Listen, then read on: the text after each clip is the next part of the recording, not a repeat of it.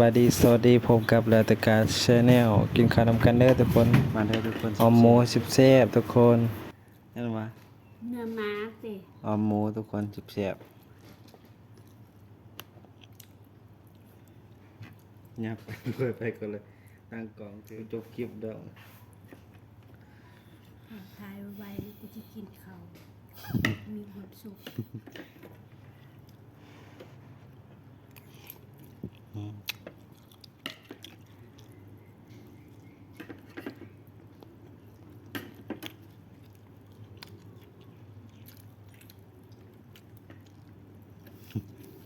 ความคืนเลย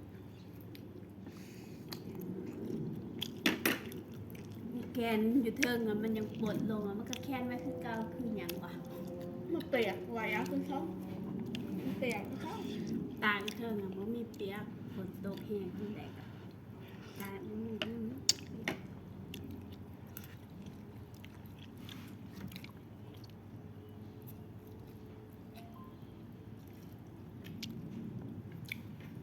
ืนใจเชื่ออะไรหรอก มาได้สิบแซ่บทุกคนเพิ่มเนาะ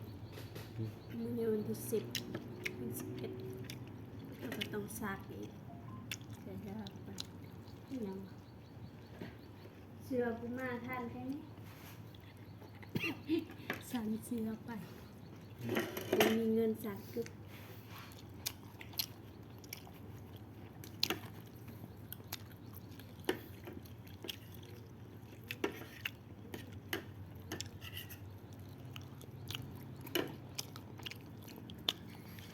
สิบแซ่บทุกคนมาได้สิบแซ่บนำกัน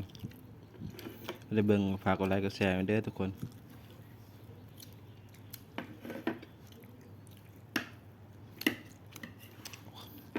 ให้เป็นกำลังใจคลิปต่อไปนะทุกคนเนาะ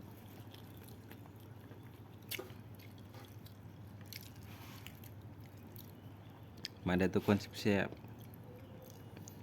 เบิ่งแต่กินก็บ่แซ่บแล้วก็ว่า บริษัทออมโมบริษัท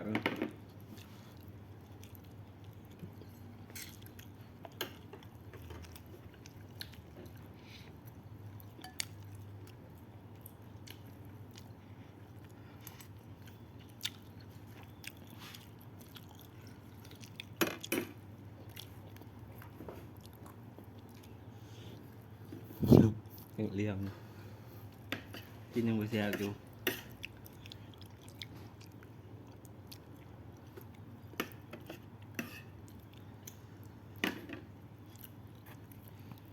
ได้ครับพี่นะเพื่อนะเปิดสร้างรายได้ไป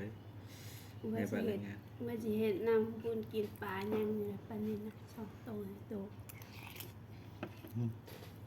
ปีกล้วยอะเอาเข้าตู้เย็น เน่าแล้วก็จักขอยัดใส่ตีนนะคะ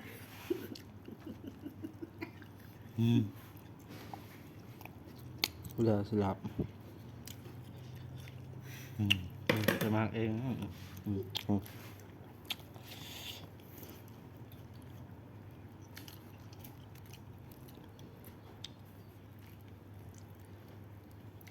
ก็เองจะมาเอง เลยมาบาดเจอน้ำบ่าวน้ำชาเพิ่นน่ะคอยยัดใส่ตีนเด้อเพราะว่าอยากพา เอาบ่ ตกอีนะแม่ตอนแรงเย็น มาได้ทุกคนจับแฉนเหมือนกัน ตอนเที่ยงทุกคน ตอนบ่ายและตอนเที่ยง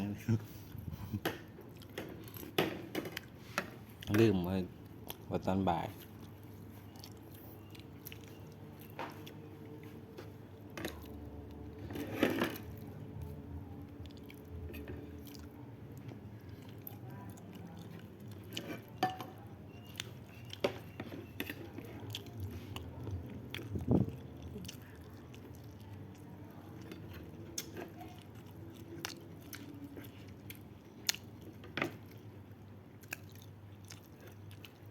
ตอนใหญ่เนี่ยตอนใหญ่ขนาดนู้น ตอนเดียวก็มืดเลย เนื้อซอยติดกันซอยบ่ขาดมีดเราบ่คมมั้ง ตอนใหญ่ก็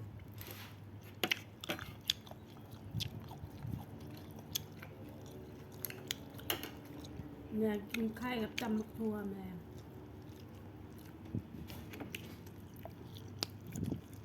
อยากกินเก็บเงินค่ารถให้คนมาก่อนคนอยาก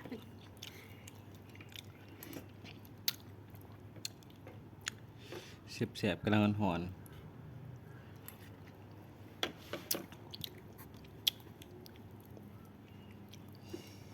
ข้าวก็หอน เขาผักจังโมงมันเหมือนเห็ดงานทางเก่ามึง 12 บ่ายโมงแล้ว แสบๆทุกคน ผักไปหามันอยู่อ่ะอีอันนั้นนะแม่กูบริแมนบักอันนั้นแม่กูบริมาถึงให้ทักไปหาบักอันนั้นเลย บอกไม่ได้ก็ไปทัก ทักไปเอาเบอร์หลุดเมา บ่มีโทรศัพท์บ่ติดค่ะ เลือดเมาปิดเครื่องนี้อ่ะ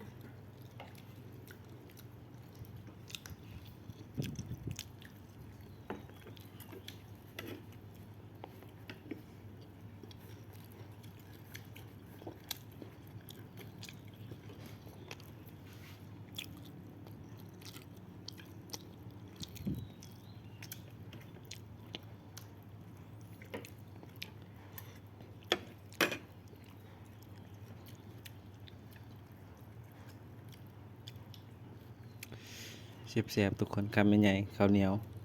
หอนๆ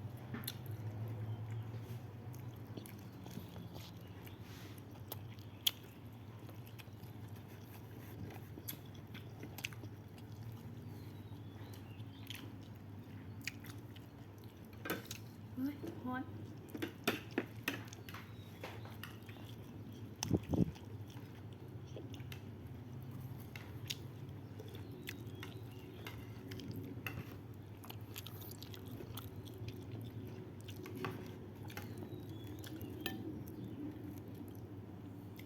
เห็นแขนเอง แขนตัดออกเอง จนหนังไม่แห้ง